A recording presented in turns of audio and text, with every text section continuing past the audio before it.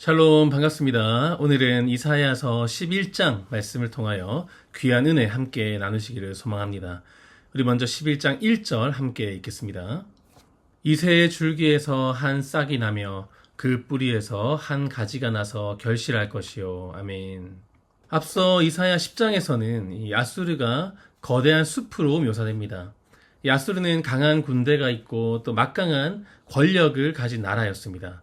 하지만 10장 후반부에 보시면 하나님께서 그 거대한 숲을 다 베어버리실 것이라고 말씀하십니다. 그리고 11장에서 이제 이새의 줄기가 등장합니다. 우리가 보는 개역 개정 성경은 이것을 줄기라고 번역하지만 이 줄기로 번역된 히브리어 게자라는 단어는 이 나무가 잘리고 남은 밑동이나 또 그루터기를 가리키는 단어입니다. 따라서 이 이새의 줄기라는 것은 어떤 든든한 줄기에서 새 가지가 뻗어나오는 그런 것이 아니라 이제 이미 잘려나간 아무런 가능성도 없는 그런 그루터기에서 이 뜻밖의 새싹이 돋아나는 것이죠. 이 사람의 눈에는 모든 것이 끝난 것처럼 보이는 그때에 하나님께서는 새로운 일을 시작하신다는 겁니다. 그루터기에서 싹이 나게 하시고 또 땅속에 남아있던 뿌리에서 가지가 자라서 열매가 맺게 하신다는 거예요. 이것이 바로 하나님께서 일하시는 방식인 것이죠. 하나님께서는 어떤 인간의 가능성이 충분히 남아있는 곳에서 일하시지 않으십니다. 사람이 할 수 있을 때, 사람이 하려고 할 때는 알아서 하게끔 내버려 두시고 그저 지켜보시죠. 하지만 사람이 하려고 발버둥치면 항상 실패하고 지치고 허무에 빠지게 됩니다. 그렇게 아무것도 남지 않게 되는 순간, 그때가 바로 하나님께서 일하시는 순간이 되는 것이죠. 아무것도 남지 않은 것처럼 보이는 자리에서 약속을 이루어 가시는 그 하나님을 우리는 잘 알고 있습니다. 유다 왕국은 무너지고 또 다윗 왕조는 끊어진 것처럼 보이지만 하나님께서는 이 다윗에게 주신 그 약속은 잊지 않으신 거죠. 오늘 말씀의 이 싹과 가지는 궁극적으로 예수님을 가리킵니다. 사람들은 다윗 왕조가 끝났다고 생각했지만 하나님께서는 그 뿌리에서 예수 그리스도를 보내실 것을 이 이사야를 통해서 증거로 남겨놓으신 거죠. 우리 이어서 2절과 3절 함께 읽겠습니다. 그의 위에 여호와의 영 곧 지혜와 총명의 영이요 모략과 재능의 영이요 지식과 여호와를 경외하는 영이 강림하시리니 아멘. 여기서 그라는 것은 예수님을 가리킵니다. 지금까지는 엉망이고 시원찮은 왕들밖에 없었죠. 이방 왕들은 말할 것도 없고 이 다윗 왕조도 타락하고 몰락하게 됩니다. 결국 너희에게 있어 참된 왕이 올 것임을 미리 예언하는 것이죠. 예언을 미리 해놓지 않으시면 예수님께서 오신 것은 필연이 아니라 우연일 수밖에 없겠죠. 하지만 구약에 수차례 예언을 하셨기 때문에 예수님의 성육신은 하나님의 뜻이고 계획이고 필연임을 증명할 수 있는 것입니다.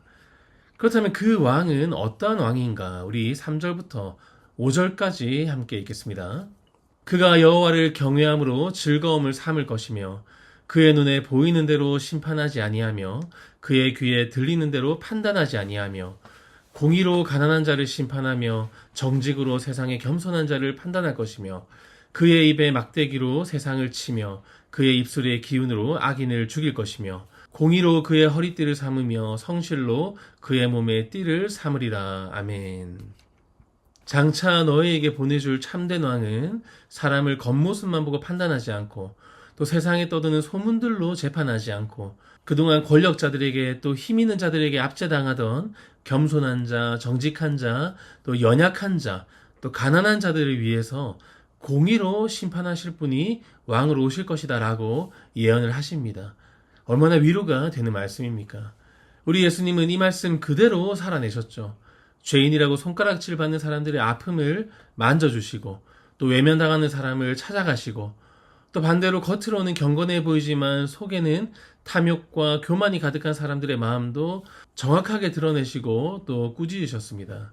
공의라는 것은 모든 사람을 똑같이 대한다는 그런 단순한 의미를 넘어서 억울한 사람이 억울함을 풀게 되고 또 약한 사람이 보호받고 또 악한 사람은 더 이상 힘을 쓰지 못하게 하는 것이 바로 공의이며 하나님의 질서 체계입니다. 예수님은 이 하나님의 공의를 실현하실 때 칼과 창이 아니라 입에서 나오는 말씀으로 그 악을 심판하셨습니다. 그런데 이사야의 예언은 이 악을 심판하는 데서 끝나지 않습니다. 6절부터는 우리가 감히 상상하기 어려운 놀라운 광경이 이제 펼쳐지게 됩니다. 우리 6절부터 9절까지 말씀 함께 읽겠습니다.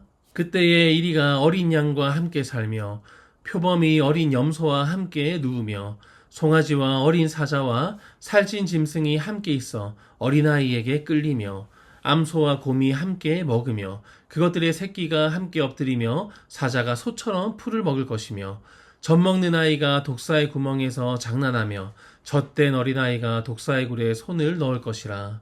내 거룩한 산 모든 곳에서 해됨도 없고 상함도 없을 것이니 이는 물이 바다를 덮음같이 여호와를 아는 지식이 세상에 충만할 것임이니라. 아멘.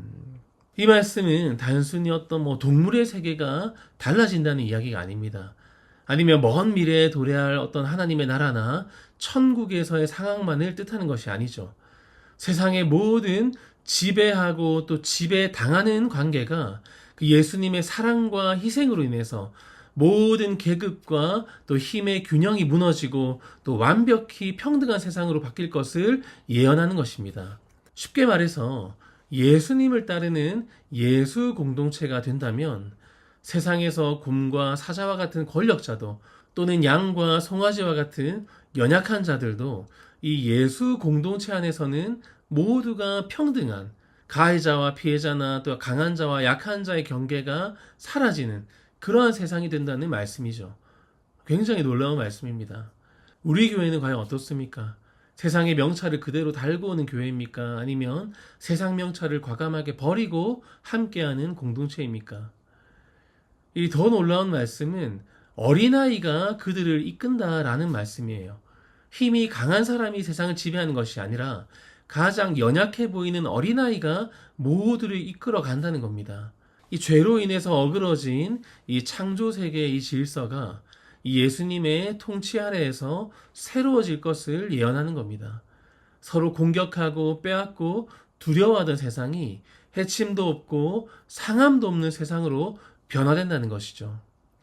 그런데 이 평화는 어디서 시작됩니까? 우리 9절 다시 한번 읽겠습니다. 내 거룩한 산 모든 곳에서 해됨도 없고 상함도 없을 것이니 이는 물이 바다를 덮음같이 여호와를 아는 지식이 세상에 충만할 것임이니라. 아멘. 물이 바다를 덮음같이 여호와를 아는 지식이 세상에 충만할 때 이런 놀라운 기적이 일어난다는 것이죠. 하나님을 아는 지식이 충만할 때 참된 평화가 찾아오는 줄 믿습니다. 여기서 하나님을 안다라는 것은 하나님에 대한 정보를 많이 하는 것이 아닙니다. 하나님이 어떤 분이신지를 알고 또 그분을 신뢰하고 또 그분의 통치를 기쁘게 받아들이는 것을 의미하는 것이죠. 말씀을 정리하겠습니다. 이사야서 11장 말씀은 우리에게 세상의 모든 문제를 우리의 힘으로 해결하라고 요구하는 것이 아닙니다. 모든 사람을 굴복시키고 또 악한 세력을 직접 꺾어야 하나님의 나라가 이루어진다라고 말하는 것이 아니죠. 참된 메시아 되시는 그 예수 그리스도께서 이 땅을 통치하신다라는 것을 먼저 믿으라고 말씀하고 있습니다. 예수님께서 세상을 다스리심을 믿는 사람은 이리가 되어서 또 곰이 되어서 사자가 되어서 남을 지배하려는 사람이 아니라 주님의 그 통치 아래에서 기꺼이 어린 양으로 또 어린 염소로 또 송아지로 살아가기를 선택한 사람이 바로 하나님의 다스리심 안에 거하는 사람이죠. 독사의 힘을 부러워하면서 독사가 되려 하지 않고 또 사자가 되게 달라고 40일 금식 기도하는 것이 아니라 하나님의 보호하심을 믿으며 어린아이의 자리에 서는 사람, 그러한 사람이 바로 예수님 믿는 사람의 선택인 것입니다. 상대방이 거칠게 말한다고 해서 나도 거칠어지지 않으시기를 부탁드립니다. 누군가 힘으로 밀어붙인다고 해서 더 큰 힘을 달라고 기도하지 마시기 바랍니다. 최후의 심판은 하나님께 맡기고 우리는 오늘 주어진 이 자리에서 공의와 성실로 살아가기를 소망합니다. 우리가 때로 작아 보인다 한들 어떻겠습니까? 예수님도 베들레헴 출신이고 나사렛에서 자라셨고 또 갈릴리 시골 마을에서 사역하신 겁니다. 전혀 세상의 중심과는 상관없는 곳에서 인류를 구원하시는 그 하나님의 역사가 시작된 것이죠. 어떠한 조건과 형편도 하나님의 역사를 막지 못합니다. 잘려나간 그루터기에서도 하나님께서는 새싹을 돋게 하십니다. 모든 것이 끝난 것처럼 보이는 자리에서도 하나님께서는 약속을 이루시는 분이십니다. 오늘 우리의 삶에 남아있는 작은 그루터기를 바라보시면 좋겠어요. 그곳에서 새로운 싹을 내실 그 하나님을 기대함으로 기다리시기 바랍니다. 이세 줄기에서 그 예수님을 보내신 하나님께서 오늘도 우리의 삶을 다스리고 계심을 믿으시면서 예수님의 통치를 신뢰하며 그 통치가 우리를 보호하실 것임을 믿으며 우리에게 맡겨진 자리에서 정의와 공의와 성실로 살아가시기를 당부드립니다. 그리하여서 오늘 하루도 해침도 없고 상함도 없는 그 하나님의 나라가 우리의 가정과 교회와 삶의 모든 자리에서 드러나고 경험되어지기를 주님의 이름으로 간절히 축복합니다. 아멘. 기도하겠습니다. 사랑과 은혜가 풍성하신 하나님 아버지, 모든 것이 끝난 것처럼 보이는 자리에서도 새 일을 시작하시는 주님을 찬양합니다. 잘려나간 이새 그루터기에서 한 싹을 돋게 하시고 약속하신 예수 그리스도를 보내주신 은혜에 감사와 영광을 올려드립니다. 예수님처럼 공의와 성실로 살아가기를 소망합니다. 주님의 통치를 신뢰함으로 다른 사람을 누르려 하지 않게 하시며 거친 말에 거친 말로 맞서지 않게 하시고 강한 자가 되려는 욕심을 내려놓고 어린아이와 어린 양처럼 주님의 보호하심을 의지하는 우리 모두가 되게 하여 주시옵소서. 우리의 가정과 교회가 세상의 지위와 조건으로 사람을 구분하지 않게 하시고 강한 자와 약한 자가 함께 존중받고 상처받은 자가 위로받으며 연약한 자가 안전하게 머물 수 있는 공동체가 되게 하여 주시옵소서.